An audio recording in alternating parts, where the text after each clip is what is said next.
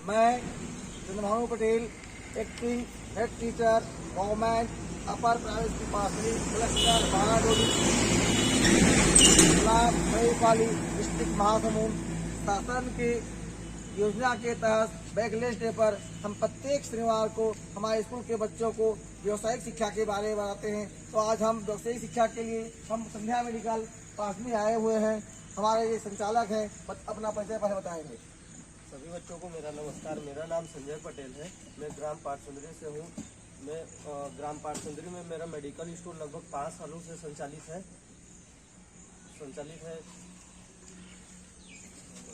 मेरा नाम पूनम पटेल है। मैं 8वीं की छात्रा हूँ। तो आपसे मेरा यह प्रश्न है कि आपको इस मेडिकल को खोलने में क्या कोर्स करना था?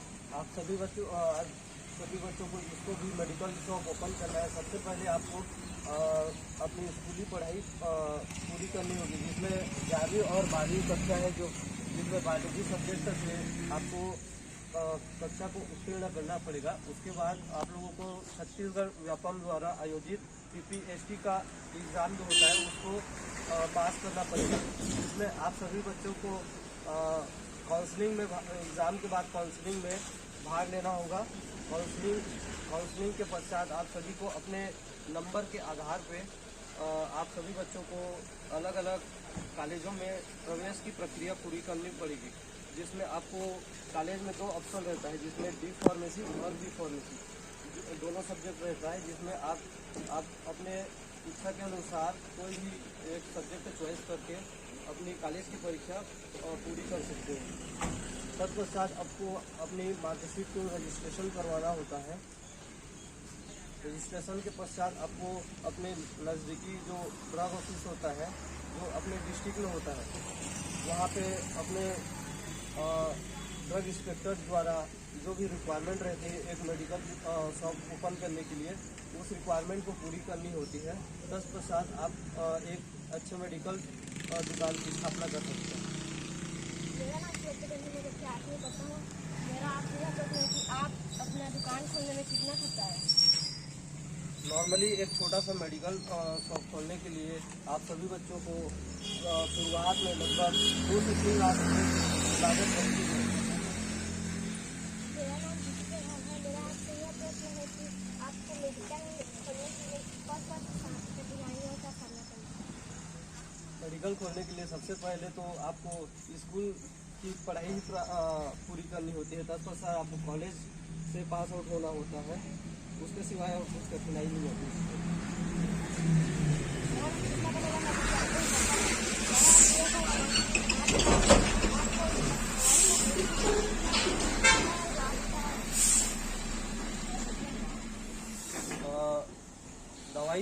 दवाई को हम लोग को अलग अलग जगह से खरीदना पड़ता है, जैसे जिसमें रायपुर है, सरायपाली है, इन शहरों से दवाई को खरीदना पड़ता है।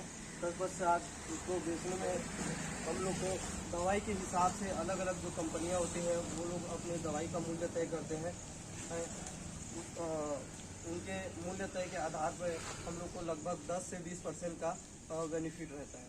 मेरा नाम दीपिका दास है। मैं आपसे ये क्वेश्चन पूछना चाहती हूँ कि आपके दुकान, आपके मेडिकल में कौन कौन से प्रकार की दवाइयाँ मिलती हैं?